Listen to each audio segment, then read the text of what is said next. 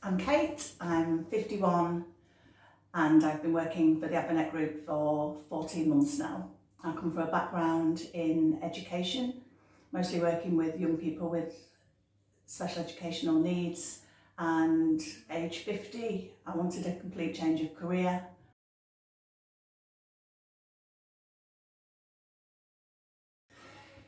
Being a universal advocate means that we work across the whole of Leeds, predominantly supporting people that are facing challenges in their life. They're going through something that makes them vulnerable and perhaps in danger of not having their voice heard. It might be instructed advocacy, so somebody's reached out to us to help them with a health complaint or to find the tools to do some self-advocacy. It might be non-instructed advocacy. It might be that somebody's experiencing some restrictions on their life. This could be through a mental health section. It could be due to a brain injury. When we're working with somebody in a non-instructed advocacy manner, usually we're working with that person because they don't have any appropriate family or friends to consult with, and that's always a really good starting point. I always think, if I was this person's family member, what would I want for them? What would I be looking for? Always considering what the person would want if they were able to express their needs, and in every way possible helping them to have their voice heard.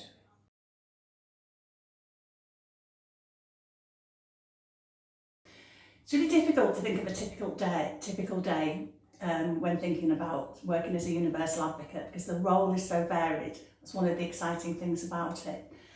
I may start the morning by visiting somebody in their own home, perhaps they're in a supported living situation. They could be looking at a change of accommodation.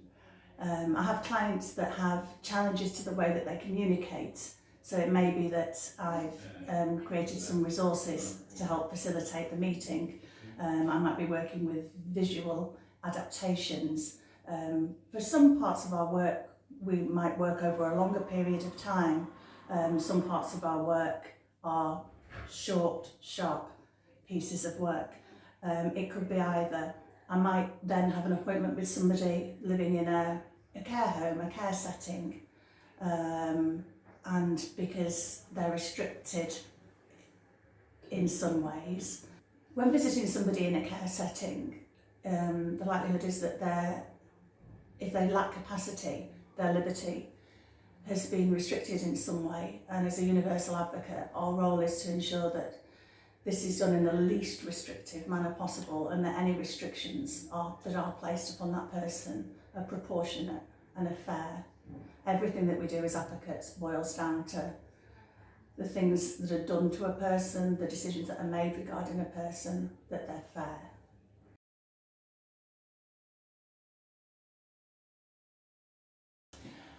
What I love about my job is the people. That's the beginning and the end of everything for me. I meet people in my job that I probably wouldn't encounter in any other aspect of my life.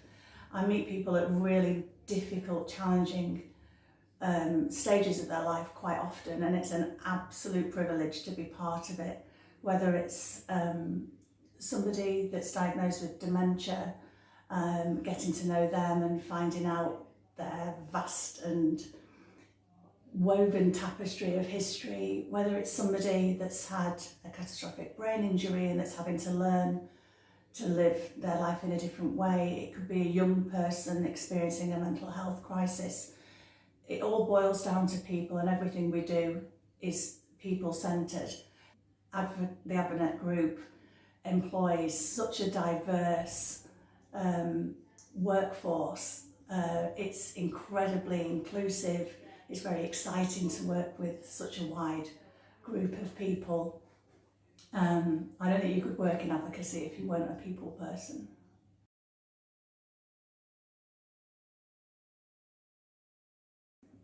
There are challenges involved in being an advocate.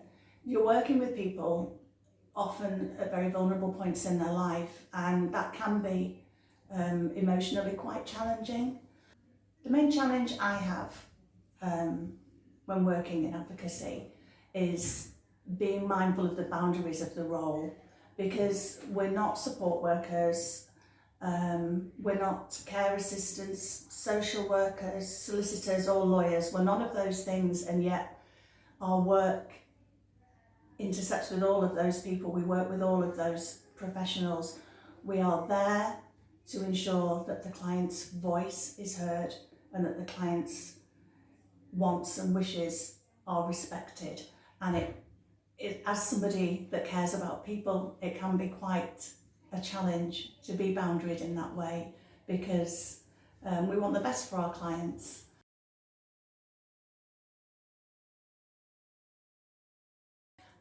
Go for it. I've never regretted working for the Advonet group.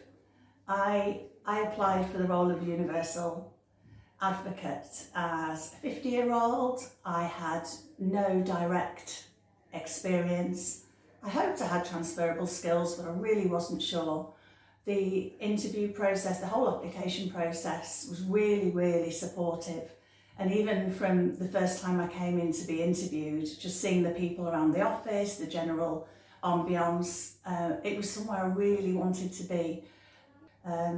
Our colleagues are just so giving of their time and so knowledgeable.